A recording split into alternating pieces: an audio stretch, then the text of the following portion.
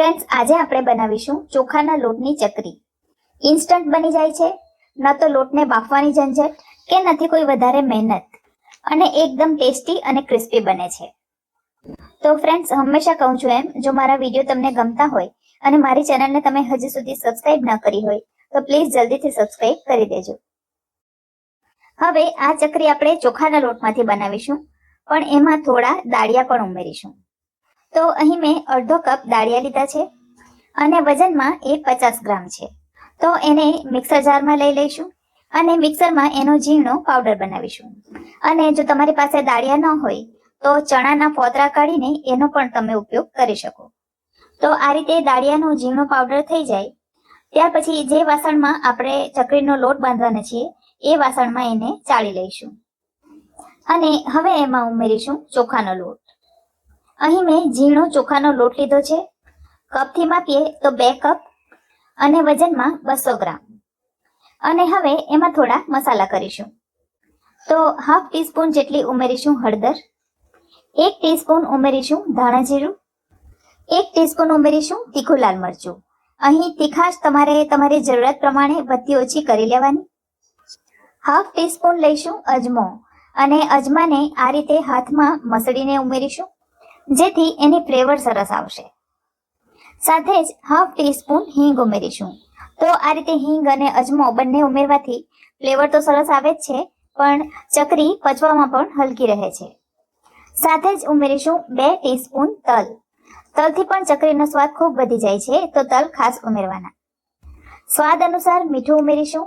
તો મેં અહીં 1 ટીસ્પૂન મીઠું ઉમેર્યું છે. અને હવે એમાં 2 ટેબલ સ્પૂન એટલે કે 2 મોટી ચમચી ભરીને ઘી ઉમેરીશું. અને કપથી માપીએ તો 1/4 કપ જેટલું ઘી લેવાનું.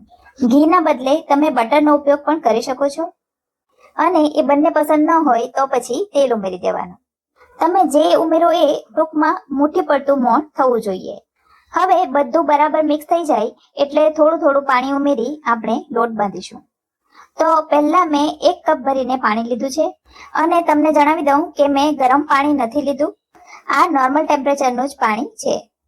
તો 1 કપ ભરીને પાણી મેં સૌથી પહેલા બધું જ ઉમેરી દીધું છે અને ફરીથી 1 કપ પાણી લઈ એમાંથી થોડું પાણી ઉમેર્યું છે. અહીં આપણે ન તો એકદમ ઢીલો કે ન એકદમ કઠણ એ પ્રકારનો લોટ બાંધવાનો છે.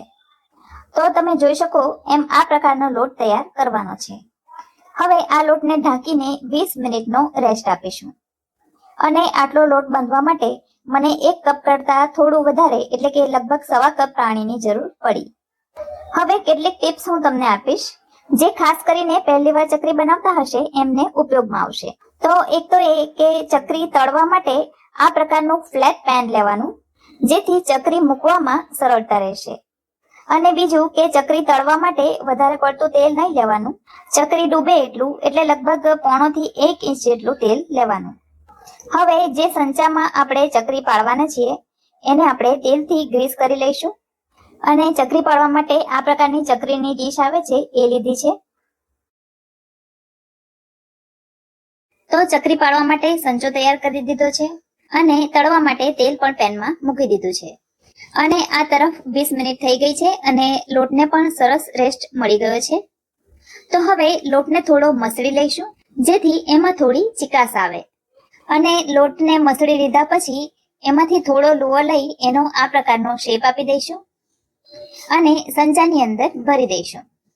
સંચામાં સમાય એટલો લોટ અંદર ભરી દેવાનો અને સંચાને બંધ કરીને તૈયાર કરી દેવાનો. બાકીના લોટને ઢાંકીને મૂકી દેવાનો. અને હવે આપણે ચકરી પાડીશું. તો અહીં મેં થોડી નાસ્તા માટેની જે ડીશ આવે છે એ લીધી છે અને એને ઊંધી મૂકી દીધી છે. તમે વિચારતા હશો કે નાસ્તાની ડીશને વળી ઊંધી કરીને શું કરવાનું હોય, પણ એના ઉપર જ આપણે ચકરી પાડીશું.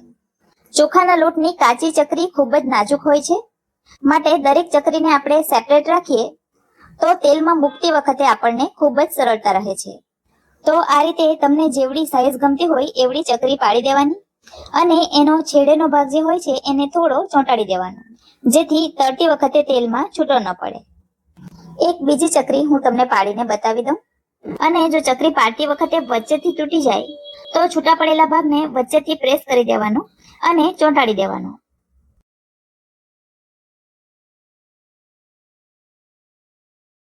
અને આ રીતે જેટલી ડીશ આપણે લીધી છે એટલી ચકરી પાડી દેવાની.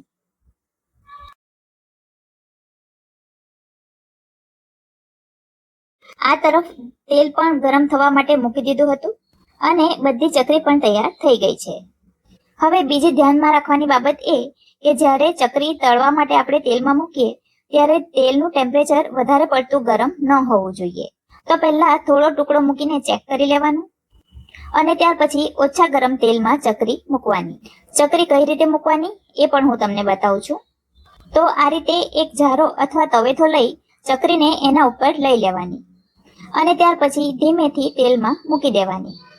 આ સમયે જો તેલ વધારે પડતું ગરમ હશે તો ચકરી તેલમાં ખુલી જશે.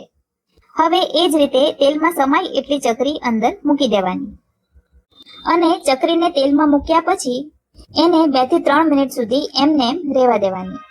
તાજી ચકરી તેલમાં મૂકીશું એટલે તેલમાં ઘણા બધા બબલ્સ આવશે. તો આ બબલ્સ થોડા ઓછા થાય અને ચકરી થોડી કડક થઈ એમ લાગે ત્યાર પછી એને પલટાવવાની અને પલટાવી દીધા પછી પણ એને 1 થી 2 મિનિટ સુધી તેલમાં રહેવા દેવાની. ટૂંકમાં ચકરીના એક બેચને તળાતા 3 થી 4 મિનિટનો સમય લાગે છે. ત્યાર પછી સાચવીને એને બહાર કાઢી લેવાની અને એક પેપર ઉપર મૂકી દેવાની જેથી વધારાનું તેલ હોય એ શોષાઈ જાય. અને ત્યાર પછી એ જ રીતે બીજી ચકરી પણ તળી લેવાની અને ઠંડી થાય એટલે એરટાઈટ ડબ્બામાં ભરી લેવાની. આ ચકરી 15 થી 20 દિવસ સુધી ખરાબ નથી થતી. એકદમ ક્રિસ્પી અને ફરસી બને છે. વિડીયો જો ગમ્યો હોય તો લાઈક કરજો અને તમારા સર્કલમાં શેર કરજો. તો ફરી મળીશું આવી જ એક નવી રેસીપી સાથે. ત્યાં સુધી મને રજા આપો. આવજો.